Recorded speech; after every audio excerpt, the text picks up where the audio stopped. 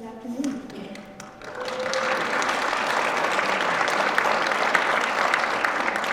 My name is Christina Oya. I'm the drama teacher here at Our Lady of Victory.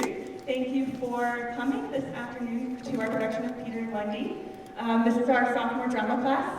They put in a lot of work for our production, and I'm so glad that you all have come out to join us. Some bad news. We tested all of our technical aspects before the show today, and about 5 minutes before, we noticed that our lovely stage lights are not running. So we're going to be just doing everything that we can to make sure that you can see everything. So we hope that you enjoy. So a couple announcements before we start. There are going to be some entrances through the aisles, so just kind of be aware of that. Try to just not be too much in the aisles. If you do need to leave at any point, that's okay. But just be aware that there might be an actor nearby. Also, a few words of thanks. We just want to thank the faculty, parents, our class, our lovely volunteers for the hours that they've put in. Also some students from the other class, especially JP Buchitz back there.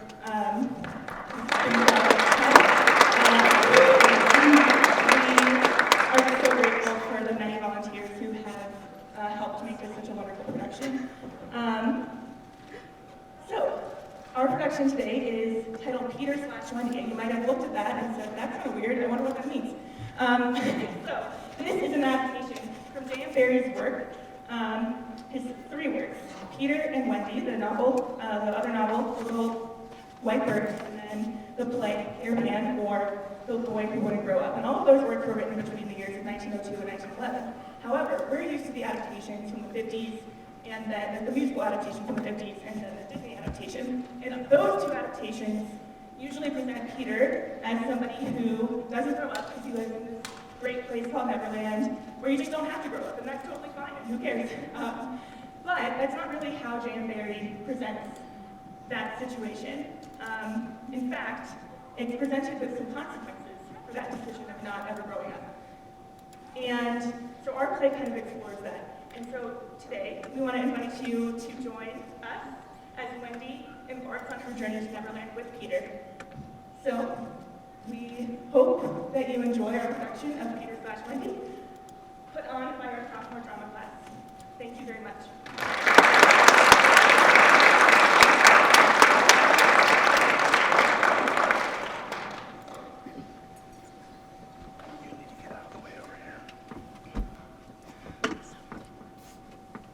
All children except one grow up.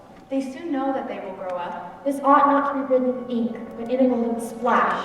I don't know whether you have ever seen a mouse smile. You won't forget me, Peter, will you? Before spring cleaning time comes? Doctors have tried to draw a map of a child's mind. Not only is it confused, but it keeps going around all the time. There are zigzag lines on it, like roads in an island. Neverland is always more or less an island, with astonishing splashes of color here and there, coral reefs and lonely layers, gnomes who are mostly tailors, caves through which a river runs, princes with 6 elder brothers, a hut fast going to decay, and one very small old lady with a hooked nose. It would be an easy map if that were all.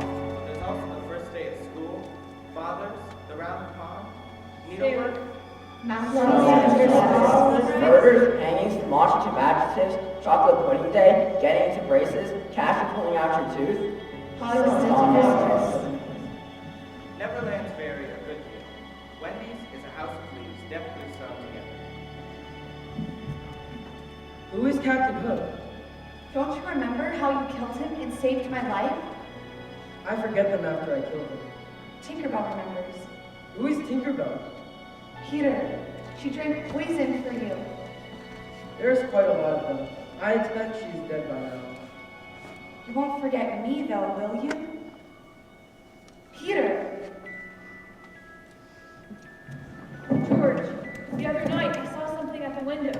3 floors up? He escaped, but his shadow had time to get out.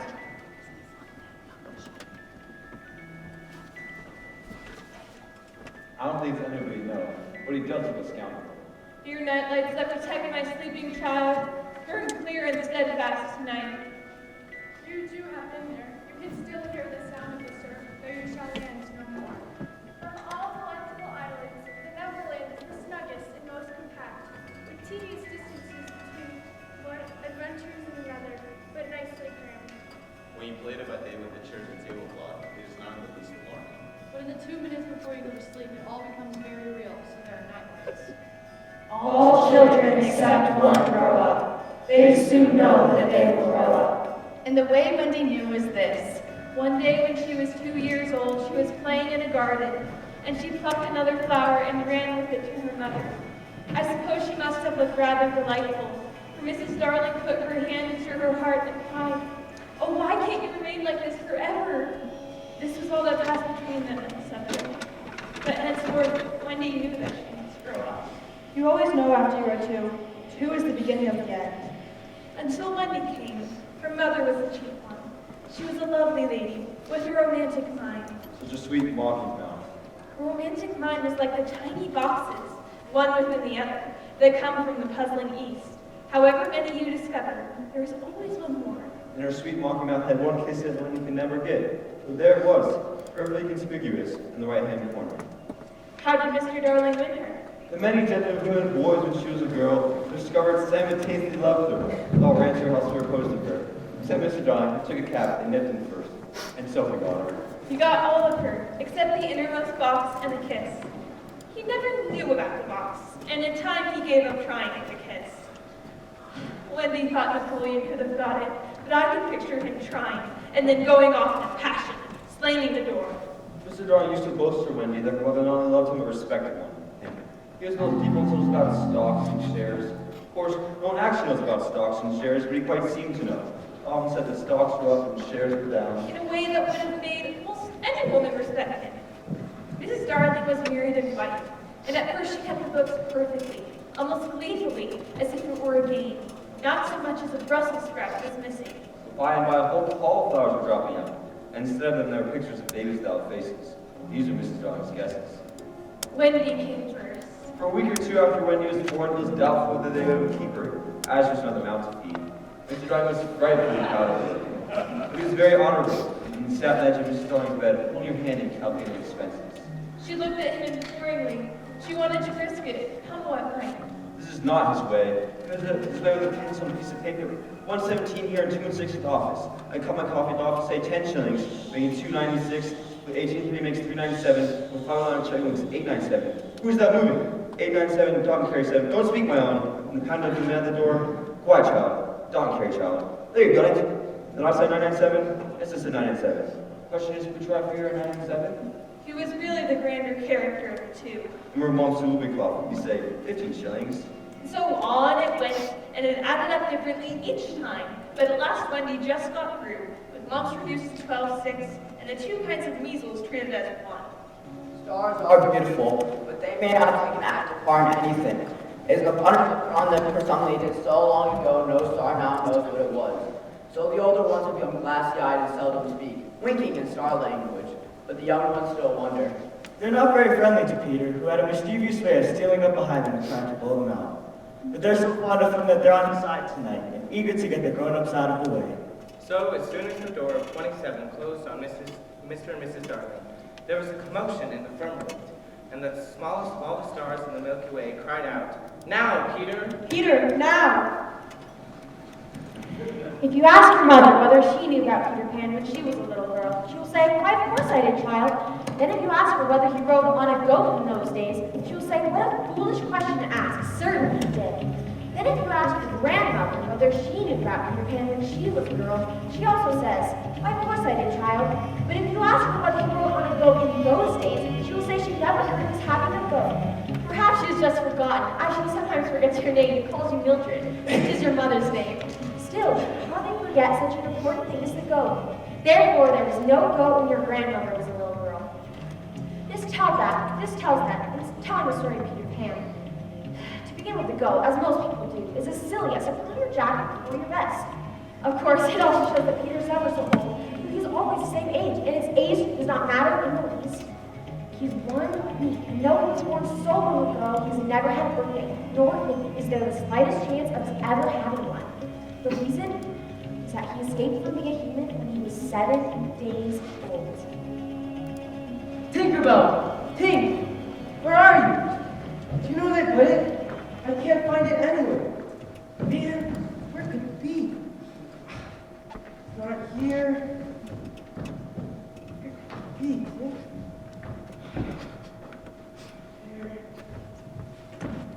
Tink, where are you? I can't seem to find it. Where could it be? Do you know where they put it? Do you know where they put my shadow? Oh man. I'll stick it on the soap. Come on.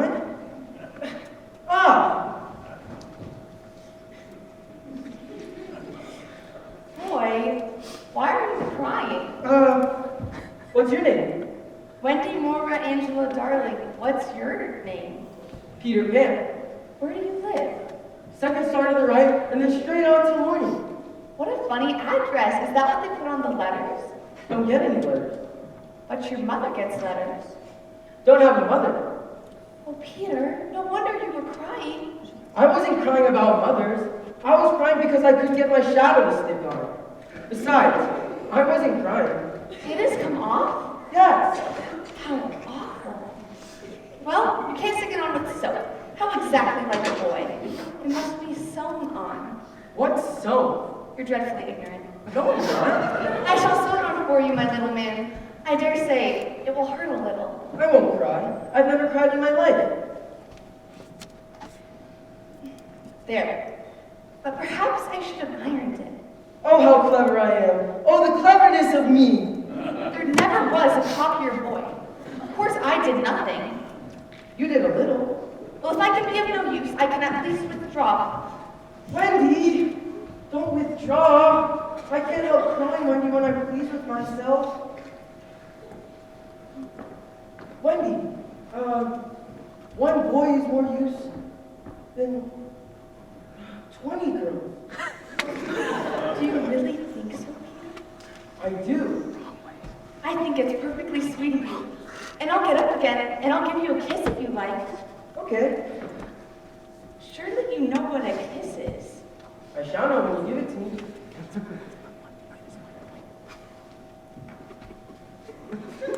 Now shall I give you a kiss? If you please.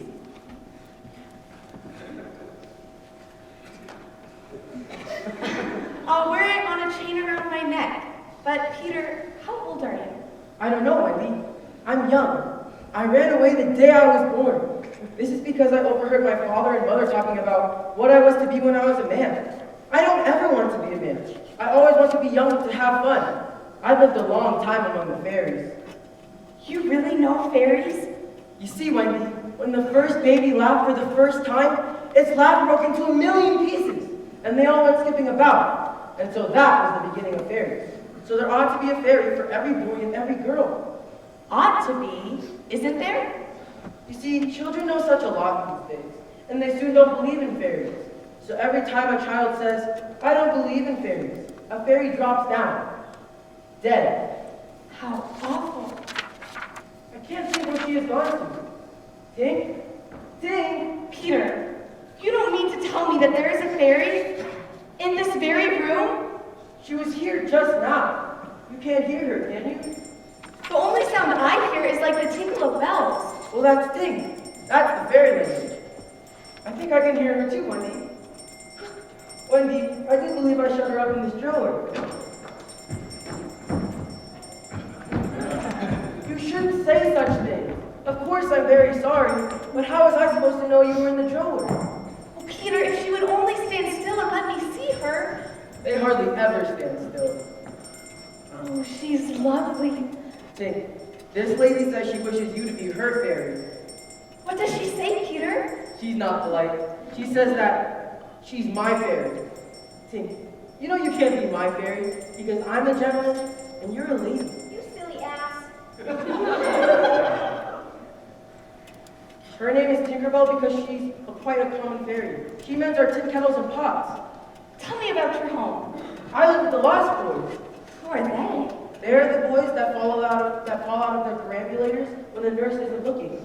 If they aren't claimed within 7 days, they're shipped off to the Neverland to defray expenses. I'm captain. What fun it must be. Yes, but you see, it's rather lonely. We have no female companionship. You mean none of the others are girls? No, girls, are much too smart to fall out of their prams. I think it's perfectly lovely the way you talk about girls.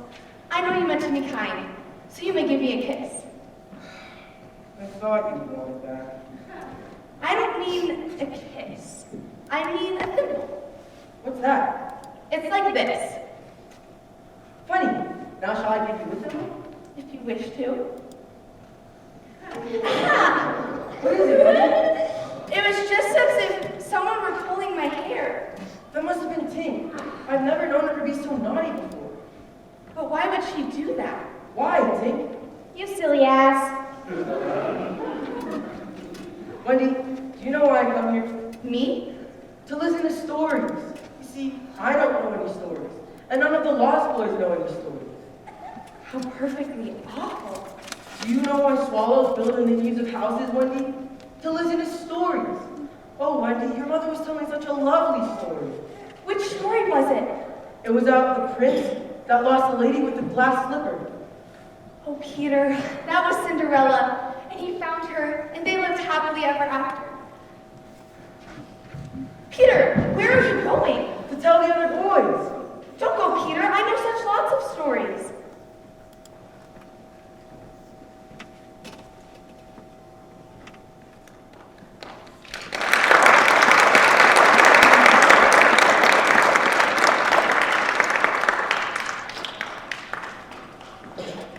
Hello? Is somebody there?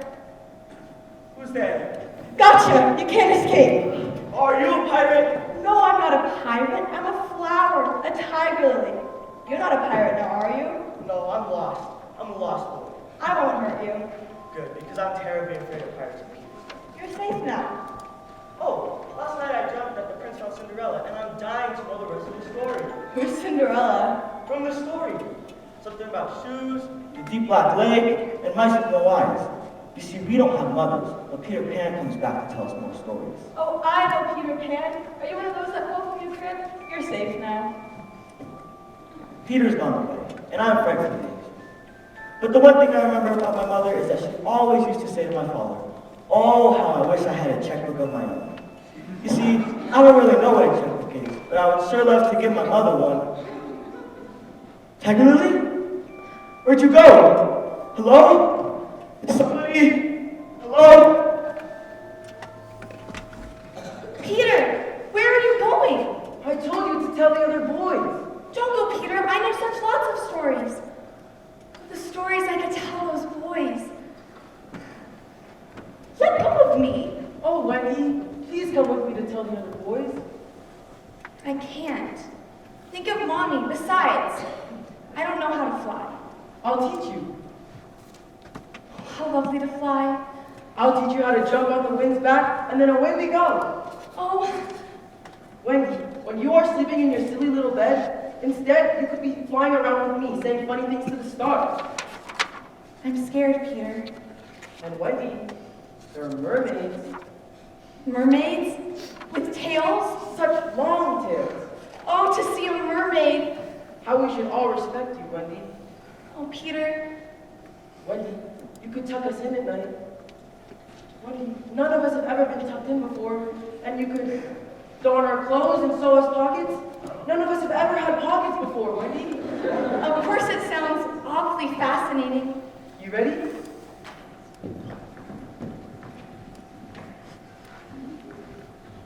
Ta-da! How sweet! Yes, I'm But how do you do it? sweet. You just think happy, wonderful thoughts and then lift them up in the air. Could you do it very slowly once?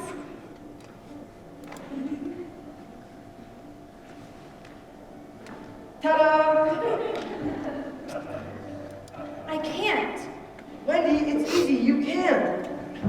You just need a little bit of fairy dust, and then you need a happy thought. Can you think of one? My mom?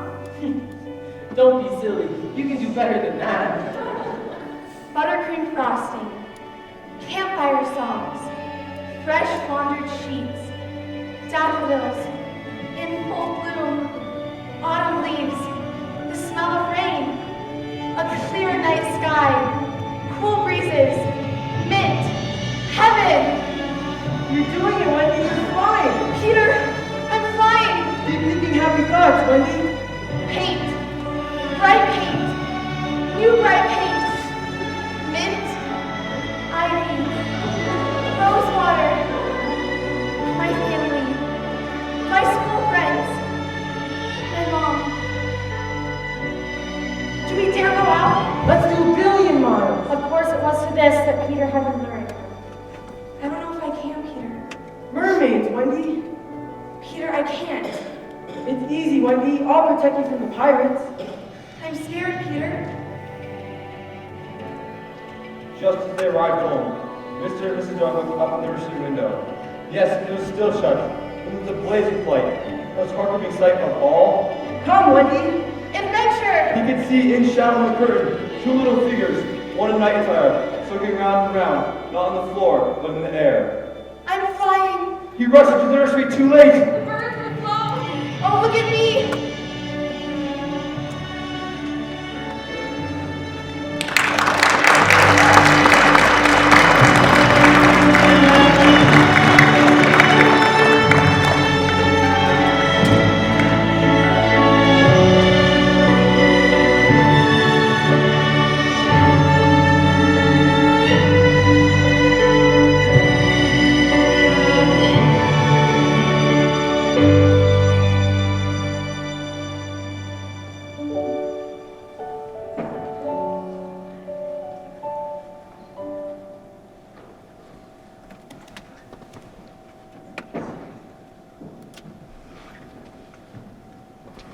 The night is still tonight.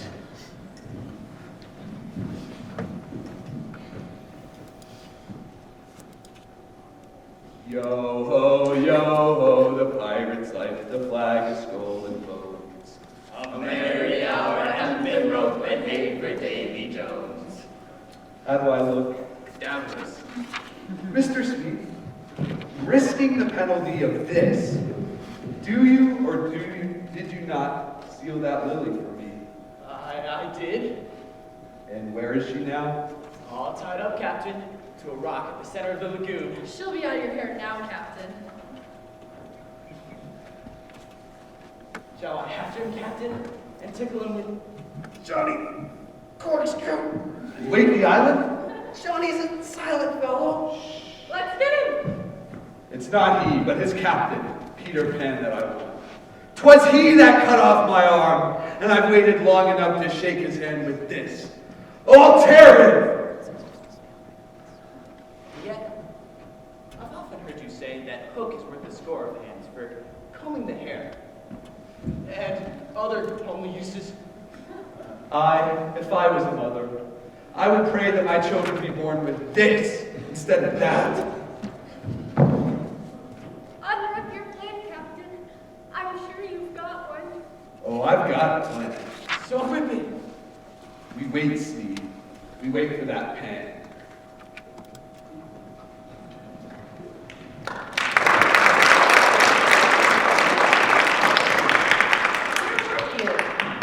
Down there, talking to the mermaids. See? Their scales always get stuck to you. How long has it been since we've left the window? Are you hungry, Wendy? No, I'm sleepy. I can snatch food from the mouths of birds for you. What an odd way of getting your bread and butter. Don't you know that there are other ways? Don't be silly. I'm tired, Peter. Are we almost there? There she goes again. Yes, we're almost there, Wendy. Stay with me, Peter. I don't like it when you fly ahead. When the curtain goes up and all is so dark, you can scarcely tell it has gone up. This is because if you were to see the island may, as Peter would say, the wonders of it might hurt your eyes. Perhaps if we were all to come in spectacles, you could see it, but to make a rule of it would be kind of a pity. We get off here. The island is looking for us. Where? Where all the millions of golden arrows are pointing. Those are the fairies. How lovely. There's the lagoon! Everybody, close your eyes. The first thing you see are merely some whitish dots trudging along. And you can guess from their twinkling, they're probably fairies of the common sort, going home afoot from some party and having a cheery tiff by the way. Then, Peter's star wakes up, and in the blink of it, which is much stronger than in our stars, you can make out masses of trees, and you think you see wild beasts stealing a drink, though what you really see is just the shadows of them. They are really out pictorically to greet Peter in a way they think he would like them to greet him. Mermaids basking in the lagoon, pirates landing invisibly. In the daytime, you think Neverland's only make-believe, and so it is to the likes of you. But now that Peter is here, this is the Neverland come true. An open-air scene, forests, beautiful lagoons, one adventure, another, summertime, another. Wendy huddled close to Peter now. His careless manner was gone at last. His eyes were sparkling, and a tingle went through them every time she touched him. They were now over the fearsome island, flying so low that sometimes a tree grazed their feet. Nothing hard was visible in the air, yet their progress had become slow and labored, exactly as if they were pushing their way through hostile forces. Sometimes they hung in the air until Peter had beaten on it with his fists. Would you like an adventure first, Wendy, or would you like to have your tea? Tea first. To the lagoon, then. You mean where the mermaids are? Watch out for Hook. I cut off a piece of him once. His right arm. If we ever meet in an open fight, you must leave him to me. I promise. Tink was flying with them, and in her light they could distinguish each other. Unfortunately, she could not fly so slowly as they, and so she had to move round and round them in a circle in which they moved as in a halo. Tinkerbell landed first. He's back! He's back! Peter, you've come back. What happened? Don't ask me. Ask our new mother, Wendy. Our mother? At last. I'd love to get you your own checkbook now. Hello, I'm one of the lost boys. You found us anyway. Tell them, Wendy. He found her. The prince found Cinderella, and they lived happily ever after. As they should. You should have known it would end that way. I should have, shouldn't I? Thank you, Wendy. You see, Wendy is a lady. Look at this kiss that she gave me. I remember kisses. Let me see it. Aye, that's a kiss, all right. Build a house for her. Build a house for her. Build a house for her. In an instant, 100 fairy sawyers were among the branches. Architects were running around. A bricklayer's yard sprang up. 75 masons rushed up with the foundation stone, and the queen laid it. Overseers were appointed to keep the boys off. Scaffolding sprung up. The whole place rang with the sound of hammers and chisels and turning lathes. And by this time, the roof was being put on, and the glazers were putting in the windows. The house was perfectly lovely. The fairies, as is their custom, clapped their hands with delight over their cleverness, and they were all so madly in love with the little house that they couldn't bear to think that they had finished it. So they added ever so many little extra details, and even then they added more extra details. How lovely the little house.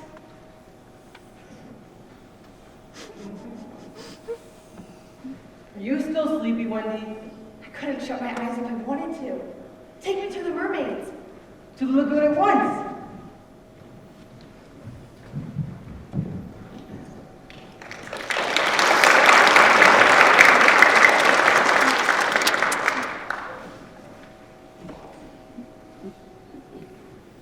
If you shut your eyes and are a lucky one, you may see at times a shapeless pool of lovely pale colors suspended in the darkness. Then, if you squeeze your eyes tighter, the pool begins to take shape, and the colors become so vivid that they must go on fire. But just before they go on fire, you'll see the lagoon. This is the nearest you'll ever get to it on the mainland. Just one heavenly moment. If there could be 2 moments, you might see the surf and hear the mermaids singing. Let's spend the whole day here, Peter. You can if you like, Wendy. I might sit here for hours. I could start in on the pockets and the socks for the lost boys. We can if you like, Wendy, but we're gonna have to do an adventure sooner or later. You can nap in the meanwhile. Now that I'm your mother, I better be strict about this. The most haunting time at which to see a mermaid is at the turn of the moon. They begin to utter strange wailing cries. What was that? Did you hear something? I said, did you hear something? Should I wake Peter? I don't see why you would. It wouldn't be very motherly to wake him. Welcome to Neverland. Tink could have said something, but Wendy really tipped her off. Shivers slowly rolled over the lagoon.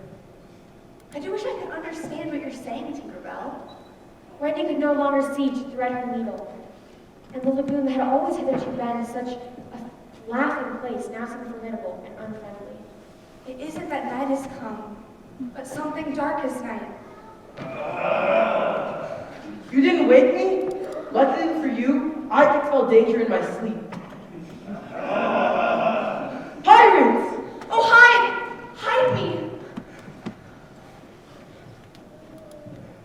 How still the night is. This is the hour when children in their homes are abed, their lips bright brown with the goodnight chocolate, their tongues drowsily searching for belated crumbs, housed securely on their shining cheeks. Oh, Peter, I've never seen such a beautiful flower. That's the title. How would you like this? Or this? No, Speed, no, it's this. Do what you have to do. Murder, Speed. Do what you have to. I'll swing around into Jolly Roger. We'll take the DD. And I'll lay out my plan for when that pan comes back. Follow me when the deed is finished. I'll make a bouquet of you, Canker Blossom. It's Lilium lantifolium. I knew it, lover. Some faint resistance. Not a canker blossom? Not on your deathbed? If I am to die, no false names. I am the perennial flower, the tiger lily. I am to die, I am to die, I am to die. Do it. I'm not afraid. You lover, you take the fun from it. I'm sure I will find a way to enjoy yourself. A happy thought, fresh lily. Goodbye, Neverland. I am to die. Goodbye. Your doom awaits. Ahoy there, you lovers! The captain! Johnny Corkscrew is poised and ready, Captain. Set her free. Free? Ah, you heard me. Cut her bonds and let her go. But, Captain. At once, you hear, or I'll plunge my hook in you. Bold move, Captain. Aye,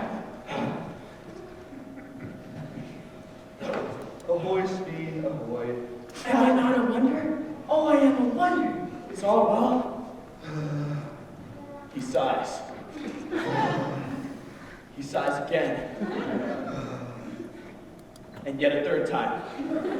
He sighs. Game's up. Those boys have found the mother. I overheard a mermaid. Oh, evil day. We're doomed. What's a mother? He doesn't know. What was that? I heard nothing. What's a mother? You see that bird on that nest that floats on the water? That was a mother. Yes, what a lesson. The nest must have fallen into the water. But would the mother desert her eggs? No. If they found a mother, perhaps she's hanging about here to help Peter. That's the fear that haunts me. Captain, could we not kidnap these boys' mother and make her our mother? It's a princely scheme I've made. We'll seize the children, carry them off to the boat. The boys will make walk the plank. But then their mother shall become our mother. Never. What was that? I see nothing.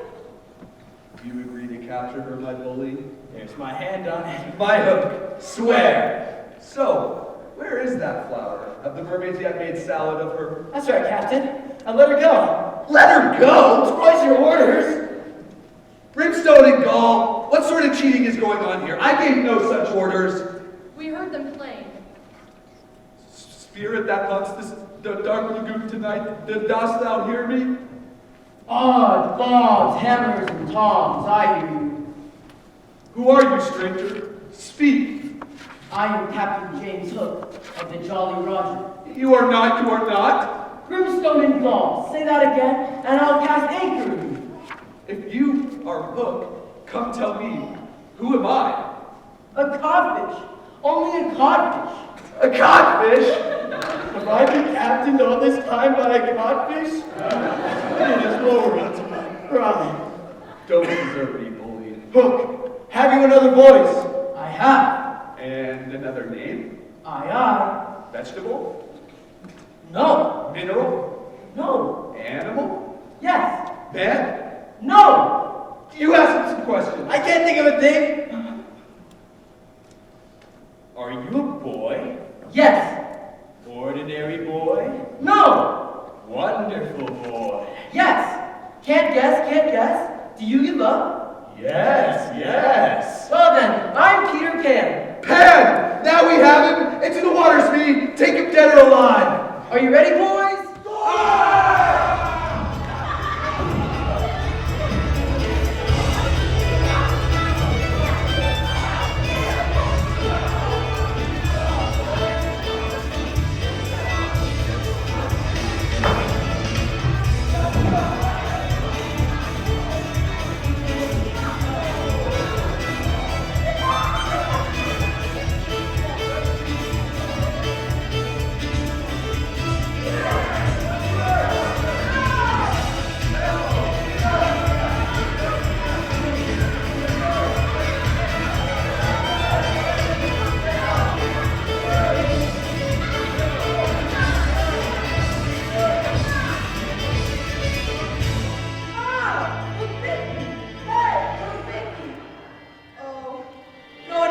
Gets over their first unfairness.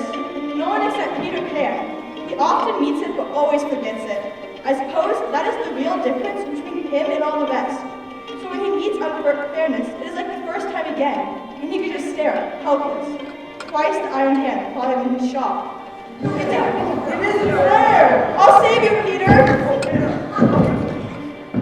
The reason he will live and relive these first unfairnesses forevermore is that Peter is between and betwixt. Stuck somewhere between bird and human. Wait a minute. Now listen up and wait. Before moving ahead, we take a moment to examine. You know, somehow the moment when you were conceived, birds are involved. The wide-eyed shock and joy in your mother's eyes the moment when you were first thought of is the result of an internal negotiation with a bird. And if you think hard enough, you can remember the spots on your back where wings used to be. Like a soldier, or I guess a starfish remembers an old limb. Of course, we all were out of this, but Peter never did. He's always the same age, and his age does not matter in the least. The reason is that he escaped from being human when he was only 7 days old. He escaped through the window and flew away to Neverland. If you think he was the only baby who ever wanted to escape, it shows how completely you forgot your own young baby. Think back hard, pressing your hands against your temples. And when you do this, harder, even harder, you distinctly remember a youthful desire to return to the treetops. And with that memory comes others, as if you had once tried to escape when your mother was asleep, or how she had once caught you halfway up the chimney.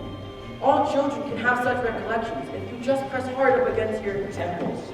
For having been birds before they were human, they were naturally a little wild for the first few weeks, and very itchy on the spots on their backs where their wings used to be.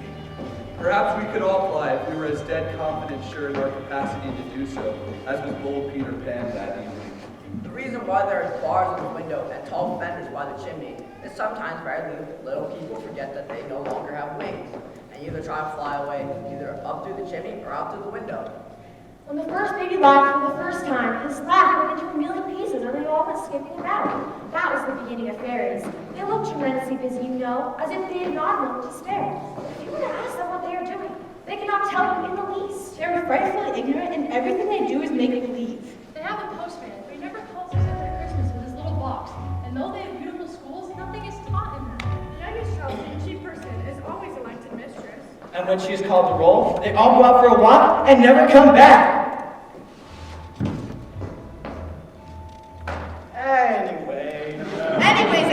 Anyways. Let's celebrate! I always want to be young and to be a little boy, you know. I always want to have fun. Don't worry, Peter Pan. We've done it. We've got him for now. I saved your life and you saved mine. I will always owe you, and you will always owe me. We did, didn't we? I'm clever. Peter, you've been wounded. Let me mother you.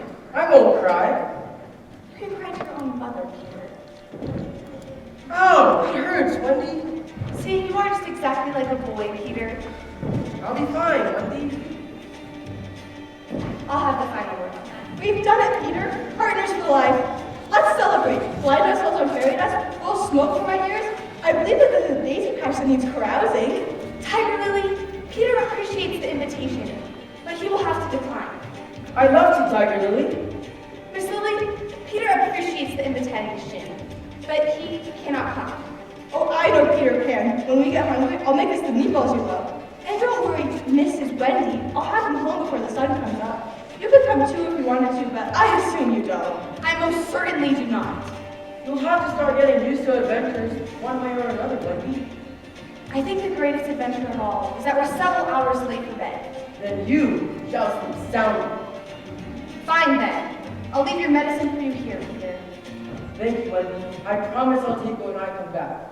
You see, a boy will have to celebrate, and I would have to be a boy forever, and forever isn't over yet. I swear I will take it when I return. Do you swear it? I swear it. Goodbye, Wendy. I will see you so soon. Peter, what are your exact feelings about me? That of a devoted son, Wendy. I thought so. Bye, Wendy. You silly ass. I've heard that enough times. I no longer need translation. Good night, Tinkerbell. It's so dark. Good night, Neverland. Hello? Where did everybody go? Peter? Wendy lady? There you are. Why aren't you in bed? I was hoping to be tucked in. Oh, I shall do it. Have you had any adventures today, Mother? Oh, yes, but they're not for a child's ears. Oh, will you tell me that, please? I was hoping for a bedtime story. You're right. Even at this time, a child should have a story. Well, then start it, Wendy lady. Just keep quiet now. There was once a gentleman. I had rather have been a lady, or even a white rat. Well, there was a lady also. Also, you mean that there is a lady, don't you? She's not dead, is she? No, not in the least. The gentleman's name was Mr. Darling, and her name was Mrs. Darling. They were married, you know. And what do you think they had? White rat. No. They had a child who one day flew away. This is an awful good story. She flew away to the Neverland, where the lost children are. Now I want you to consider the feelings of the unhappy parents with their child flown away. Think of the empty bed. This is an awful sad story. I don't ever see her have a happy ending. I'm frightfully anxious, Mother. If you knew how great is a mother's love, you would have no fear. You see, Wendy knew that the mother, that is Mrs. Darling, would always leave the window open for her to fly back by. So she stayed away for years and had a lovely time. And did she ever go back? Let us take a peek into the future. Years have rolled by. The child is elegantly dressed, ever so much older than 20. She might even have a child of her own by then. And so we are greatly rewarded for our sublime confidence in the mother's love. And so the girl flew up to her mommy and daddy, right? Right, Wendy? Where'd you go? Did she ever go back?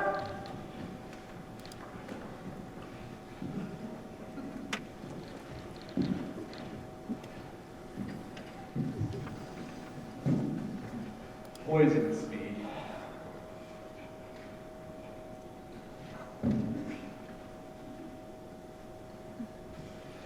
Oh, I have him now! I do! Oh, really still is the night. This is the hour when children in their homes are abed. Compare with them this child, a pirate mother from now on. Split my infinitives, but 'tis my hour of triumph. I have a feeling I should give my dying speech now. There may be no time for it when I die. Mortals envy me, but perhaps it would have been better to not have had such ambition. When children play at Peter Pan, no one ever wants to be me. The strongest plays Peter, and they force the baby to play Captain Hook. The baby! That's where the caker gnaws. I'm gonna play you, Captain.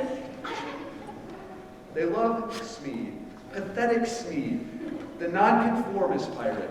A happy smile upon his face because he thinks they fear him. Oh, but they do! How could I ever break it to him? Smead, treat him.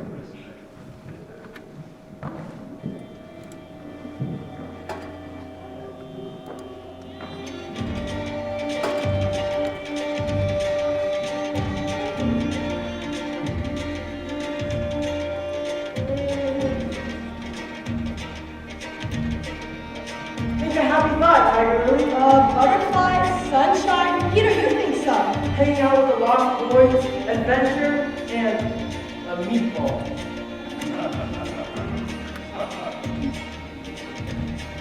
Knock it off, Tink. Don't drink your medicine, Peter. It was too big for me to spill out, but you can't drink it. Wendy gave that to me, and I'm going to drink it. Why would you spill it out? You keep on acting stranger and stranger. I think we all know what's going on here at Pixie Dust. What's going on?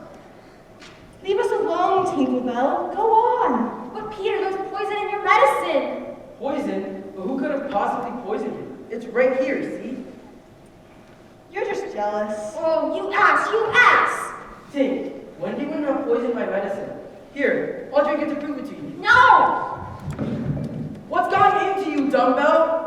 Now I'll never be able to make it up to her. You've ruined everything. Tink? Oh, Tink. You bastard! Gold! Poison? Well, who could have possibly poisoned you? Who did? He stole her and poisoned you. Okay, let's go save Wendy. There was poison in it, Peter. And now I'm going to be dead.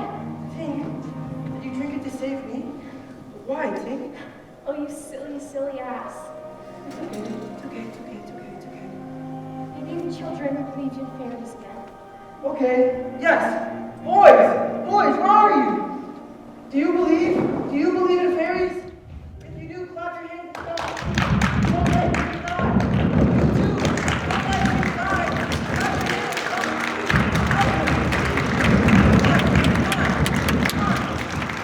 Okay.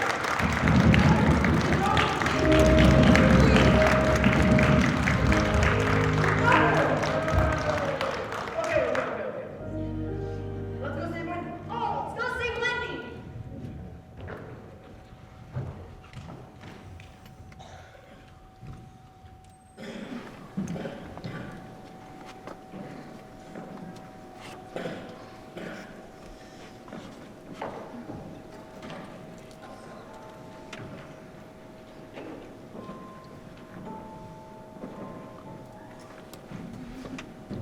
The moon rides in a cloudy heaven. Aye. Lots like these, Captain. Do you hear a single sound? I do not. Mouths that open will stay open. That is the stillness of the end. I shall be tormented no longer. By now, pen has met his fate. You won't get away with this. I won't stay here. You could ever walk the plank, Captain. No, she'll come round wrapped in a blanket of night through which no sound can penetrate. O man unfathomable, this is his hour of triumph. Fade, that glittering bauble, it is mine! Is it quite good form to be distinguished at anything? I'm the only one who barbecue feared, and Flint feared barbecue. Is it not bad form to think about good form? My child, you closer and closer approach the plank. Fine then. Listen, it was Pan I wanted chiefly, and I got him. It was his cockiness. It made me Ironclaw twitch, and at night disturbed me like an insect. No harm in that. Yeah. Oh, he still lived. You were a line indicating to which a sparrow had come. He still lives. I know it. Oh, I'm sure. Listen, I'm not wholly evil. I love sweet music and flowers and puppies. And let me frankly admit it, the idyllic nature of a scene stirs me profoundly. It takes a lot of inspiration to do what I do. Oh, I hate you. No, little children love me. Shall I hoist her up then? Very well. Well, what would your real mother say? I wouldn't know her if I passed her. You should be picking up on this by now. Am I to die then? Cool breezes, paint, chocolate, What is she doing? thinking happy thoughts, and all fly. My mother, my mom, my mother. Like a Pan lies dead. Nothing can save you now. I'm scared. Oh, Hook or me this time? Aha! He lives! You've gone too far, Captain James Hook of the Jolly Roger. Peter Pan the Avenger. Prepare to die. Not so fast. Your due! It is your due! I'll take this one. We're surrounded. Johnny Corks for the lily at least. But Pan, Speed, Pan! So, Pan, this is all you're doing. I, James Hook, this is all my doing. Proud and insolent youth. Dark and sinister man, shall we have it thee? Pan, who and what art thou? I'm youth, I'm joy, I'm the little chick that hatches from its egg. Oh, James Hook, thou not wholly unheroic figure. Farewell, for dying really is the greatest adventure.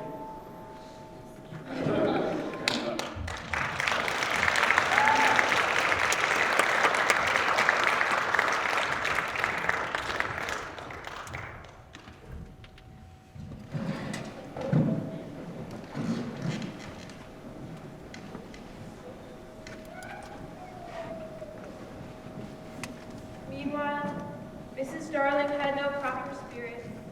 She had aired the bed, and she never leaves the house, and always leaves the window open. When the child flew away, Mr. Darling felt Mr. Bones to blame was all his. Of course, as we have seen, he was quite a simple man. Indeed, may have been able to pass for a boy then, if he didn't take his ball himself. We look at her closely and remember the gaiety of her in the old days, all gone now because her babe is gone. Look at her in her chair, where she has fallen asleep.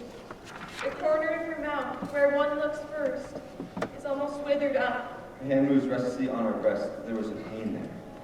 Wendy? Wendy?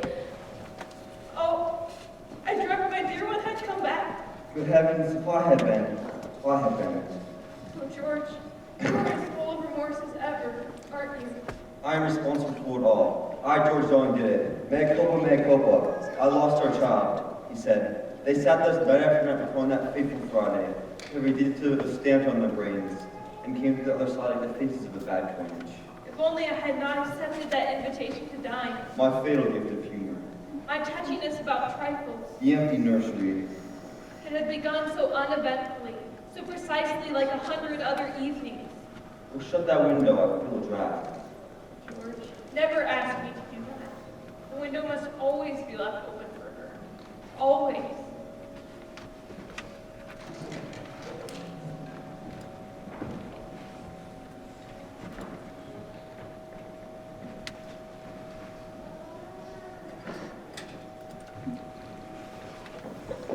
I must go home at once. We're going there, wherever it may lead us. Oh, to have a jolly ride, Wendy.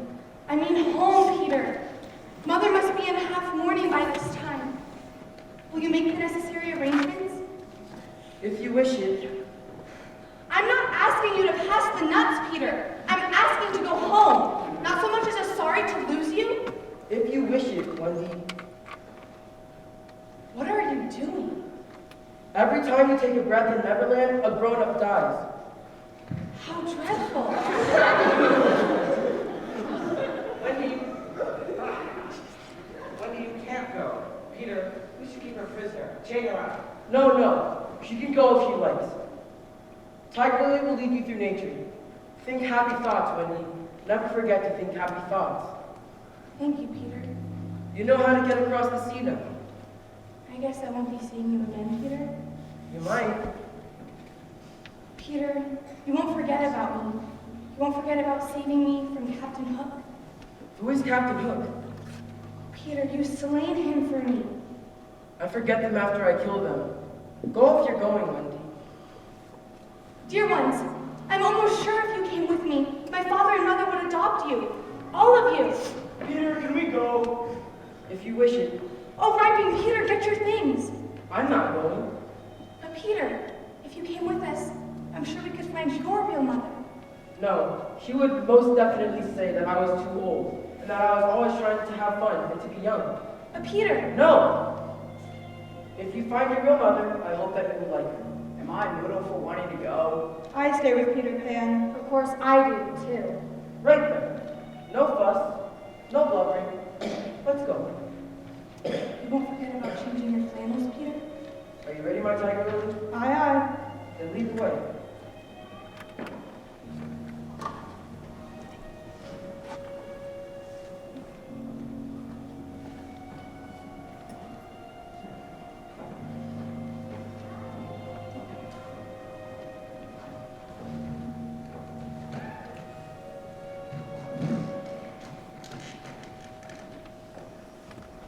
Tink, bar the door. Close it. Now you and I will have to get out by the door. Then, when Wendy comes, she will think that her mother has barred her out, and she will have to come back. This trick had been in his head all the time. Look, her mother sleeps. Wendy? Wendy? She is quite a pretty lady, but not as pretty as my mother. Her mouth is full of kisses, but not as full as my mother's is. She is pretty great, lady, but we can't both have her. You won't make the most of it. Dear nightlights, protect my sleeping child. A mother's eyes, nightlights. Bring clear and steadfast. Mother, Wendy? Father, Wendy? No. Oh no. the window is shut. Why is the window shut? A mother would leave it open. Does this mean we can't go either? Wendy, think a happy thought. We can go on adventures. We can do spring cleaning. You can take care of us. Think happy thoughts? Yes. Think happy thoughts. Yes. Think happy thoughts. Cool breezes. Mint. Rose water. Chocolate. Cookies. My family. My friends.